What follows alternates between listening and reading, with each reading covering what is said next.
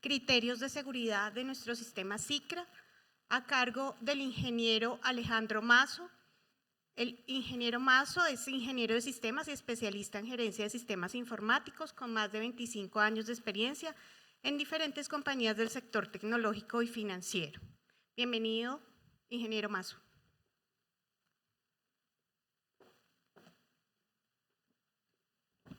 Buenas tardes a todos. Muchas gracias por la invitación para aportar un poco desde la visual de tecnología a lo que es el proceso de recertificación voluntaria.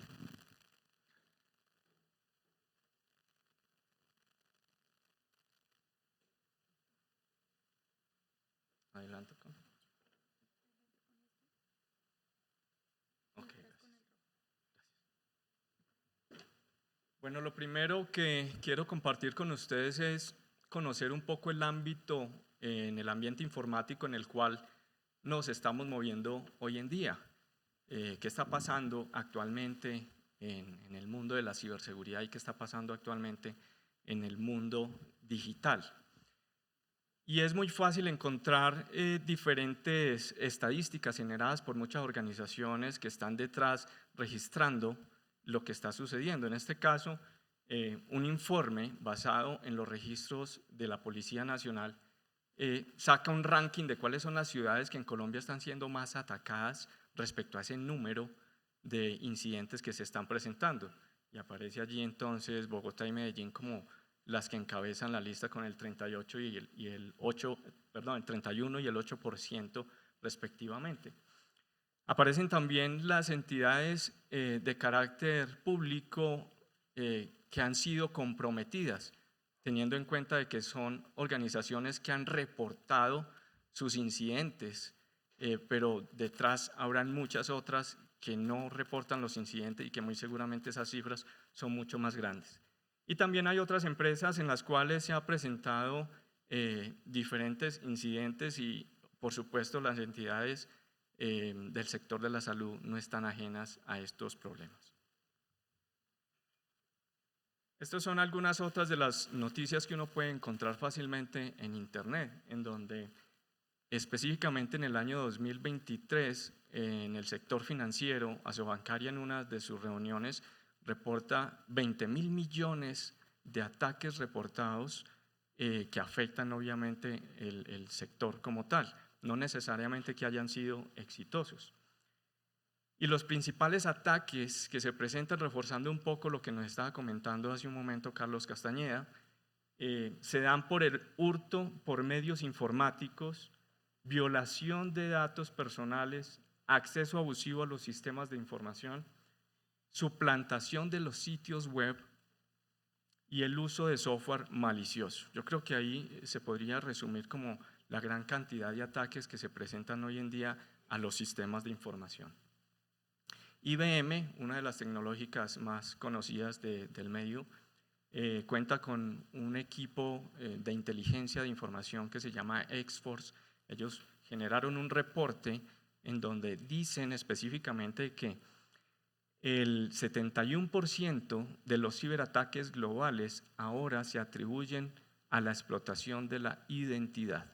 Entonces miren que realmente los eventos de seguridad están muy enfocados y van muy alrededor de la identidad, no solamente de las personas, sino de las organizaciones. Y para nadie es extraño ya escuchar la palabra ransomware, porque muchas de las organizaciones, incluso a las cuales pertenecemos, pues se han presentado de pronto inconvenientes de este estilo, secuestros de información en donde se solicita un monto para el rescate de la misma. Ahora, los avances tecnológicos ayudan también a que cada vez los diferentes ataques que se dan a los medios de información, a las organizaciones, a sus activos de información, pues también se vuelvan cada vez más sofisticados. Entonces, ahora que hablamos de inteligencia artificial, la inteligencia artificial generativa específicamente está siendo usada hoy en día para suplantar identidad de las personas e incluso generar imágenes que no existen, imágenes que nunca fueron reales, pero que a través de la misma inteligencia artificial son creadas y parecen reales. Se han presentado casos incluso en los cuales hay videos que se dan a través de una teleconferencia y las personas creen que están hablando con la persona real cuando no lo es.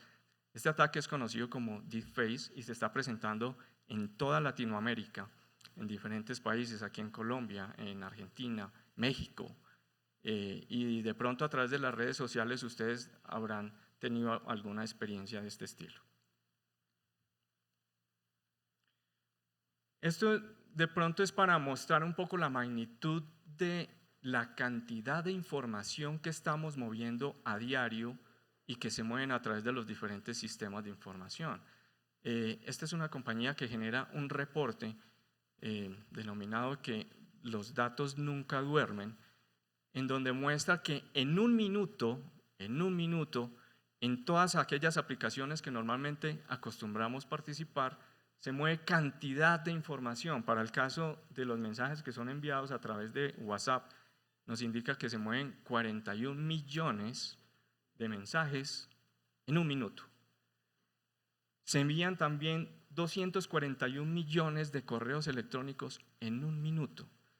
Entonces, la cantidad de información que estamos moviendo día tras día, no solamente a nivel personal, sino que las organizaciones también mueven, es enorme, y eso implica de que somos responsables también de cómo hacemos el manejo de esa información. Ya lo mencionaba y esto de pronto es un poco para reforzar los conceptos que nos estaba mostrando hace un momento Carlos Castañeda, en donde habla de que la seguridad de la información es un concepto mucho más amplio y que cubre toda la información en sus diferentes estados, y desde el estado impreso, el estado electrónico, cualquiera sea el estado de la información, está enmarcado dentro de esa sombrilla. Y cubre también otros dos dominios, que son el lógico y el físico. La seguridad entonces da cubrimiento a tanto la información lógica como a los dispositivos físicos que soportan o a través de los cuales se mueve o se tiene flujos de información. También lo mencionaba hace un momento Carlos Castañeda, estos son los 3 pilares de la seguridad de la información. Cualquier sistema de información que, por supuesto, tenga que considerar los criterios de seguridad, tendrá que pensar en estos 3 pilares: confidencialidad, integridad y disponibilidad de la información. Todo redunda entonces alrededor de los riesgos. ¿Yo para qué aplico controles de seguridad? Pues básicamente porque se identifican unos riesgos alrededor de esa información que se está manejando.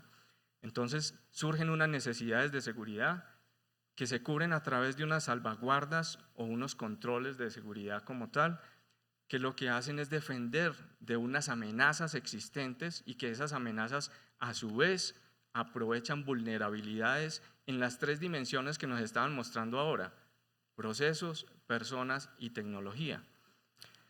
Y que por supuesto esas vulnerabilidades afectan los activos de información y generando un impacto que incrementa los riesgos. Aquí quiero mencionar, porque también es un refuerzo de lo que nos comentaban hace un momento, y uno tendería a pensar, o la mayoría de las personas tienden a pensar, de que solamente hay que ser cuidadosos en los sistemas de información. Hace unos años existió, porque ya murió, un hacker muy famoso conocido como Kevin Mitnick, y él se dedicaba exclusivamente a explotar las vulnerabilidades de las personas, aprovechando lo que se conoce como ingeniería social. Solamente eso. Entonces lo que hacía era extraer información para sacar provecho de esa información y tener acceso luego a los sistemas de información a los cuales tenían acceso esas personas. Entonces ahí simplemente es como para reforzar de que en esos 3 ámbitos es importante pensar en seguridad. Yendo un poco más allá en los criterios de seguridad informática, partiendo incluso de los 3 que veíamos ahora, esos 3 pilares, surgen muchos más criterios que deben de ser considerados en un sistema de información. Entonces estamos hablando del criterio de autenticidad, básicamente validar la identidad del usuario que está ingresando al sistema de información. El criterio de autorización, la asignación de los privilegios para los cuales va a tener esa persona acceso a esa información. Ya hablábamos de confidencialidad, de disponibilidad, de integridad. Hay otro concepto que es no repudio, y es básicamente el yo poder garantizar de que alguien que tomó una acción no pueda retractarse de esa acción, porque yo puedo comprobar que efectivamente sí tomó esa acción en el sistema de información. Por supuesto, la auditabilidad es hacer el rastreo de las acciones y permite el monitoreo de lo que está sucediendo dentro del sistema para diferentes fines.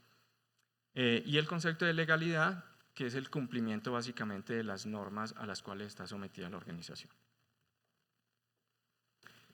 Bien, aquí simplemente mencionar que existen diferentes estándares.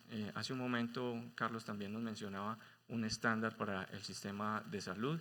Lo que normalmente hace una organización que le da importancia a la seguridad es pensar en implementar lo que se conoce como un sistema de gestión de seguridad de la información. Entonces existe un estándar que conoce como ISO 27001, que establece los pasos, el paso a paso, alrededor también de un ciclo continuo de mejora en el cual se establece un programa de seguridad en el tiempo. ¿Qué hay entonces en torno a la protección de los datos a nivel de la legislación colombiana? Se parte inicialmente de la Constitución, en donde en el artículo 15 menciona que efectivamente las personas tienen derecho a su intimidad personal, familiar, a su buen nombre, y el Estado además debe respetarlas y hacerlas respetar. Y hay también un artículo, el artículo 20, que menciona un poco acerca de la información veraz e imparcial y del manejo a través de los diferentes medios de comunicación. También están estas tres leyes. Yo no voy a ahondar mucho en ello, porque de pronto ahora creo que nos lo van a ampliar, pero está entonces la ley 1581, la ley 1266 del 2008, en donde se menciona la forma en cómo debe dársele tratamiento a los datos personales y cuáles son los derechos entonces que tienen las personas también a actualizar, retirar de los bancos de datos esa información. Y dentro de esos conceptos entonces es muy importante que entendamos de que existe entonces un titular que es a quien hace referencia a los datos personales. Está, por supuesto, el dato personal, la fuente de información, que es quien recolecta los datos de ese titular, el operador de información, quien es el que gestiona esa información que fue recolectada, y el usuario, que es el que accede o tiene acceso a esa información por alguna razón. Estos son conceptos claves en lo que tiene que ver con el tratamiento de los datos. ¿Cuáles son los datos personales? Digamos que muchas veces se habla de los datos personales, pero no se tiene claro realmente a qué se está haciendo referencia. Básicamente, por definición, en la legislación colombiana, los datos personales se refieren a todo dato que permite la identificación de una persona.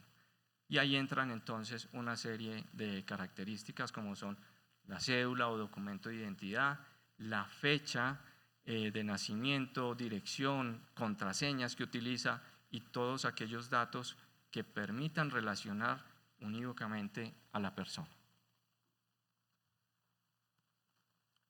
Bien, ¿qué tiene involucrado entonces CICRA dentro de su diseño como sistema de información que apoya el proceso de recertificación del CAMEC? Entonces era importante mirar esos conceptos inicialmente, porque efectivamente también están presentes en el sistema de recertificación.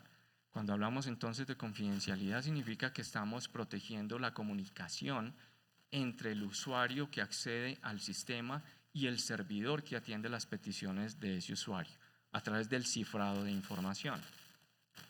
Cuando hablamos de autenticidad, estamos hablando de que estamos validando la identidad de los usuarios que están haciendo uso del sistema de información. Entonces, no cualquiera tiene acceso, sino aquellos que son matriculados específicamente dentro del sistema e incluso por cada una de las asociaciones. Desafortunadamente no incluí una diapositiva relacionada con la arquitectura de CICRA como tal, pero CICRA está compuesto por varios módulos.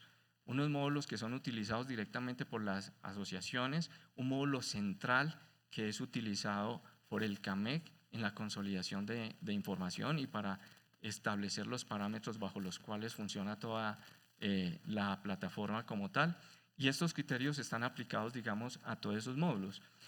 Específicamente cuando hablamos de la identificación y la autenticación de los usuarios, estamos haciendo referencia a todos los usuarios que acceden en los diferentes módulos y luego pasamos a un concepto de autorización, que es que una vez que el usuario tiene acceso como una identidad registrada dentro del sistema, entonces se le asignan los privilegios y esos privilegios hoy son manejados con un estándar que se conoce como RBAC o control de acceso basado en roles.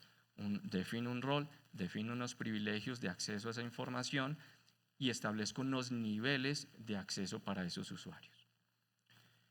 Hablamos también de integridad y aquí de pronto aclaro algunas de las preguntas que pueden tener y es que los asociados que tienen acceso actualmente al sistema de información podrían solicitar la modificación de sus datos personales de manera directa, pero eso llega a través de un flujo de aprobación. Ese flujo de aprobación permite validar que esa solicitud se puede o no aplicar directamente en el sistema de información y eso nos permite garantizar la integridad de la información que estamos manejando.